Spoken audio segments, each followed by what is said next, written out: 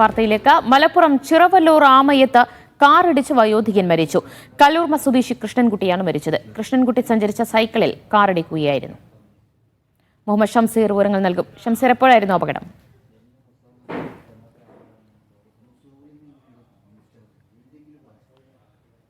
സംഭവിക്കുന്നത് നമുക്ക് പോലീസിൽ നിന്ന് ലഭിക്കുന്ന വിവരപ്രകാരം ഇത് വളവും തിരിവും ഒക്കെ ഉള്ള റോഡാണ്.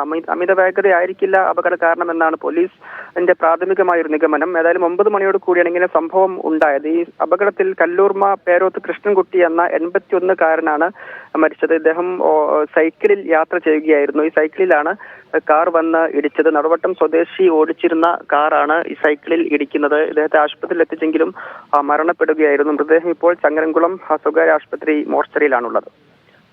ശരി, മുഹമ്മദ് ഷംസീറാണ് വിശദാംശങ്ങൾ നൽകിയത്.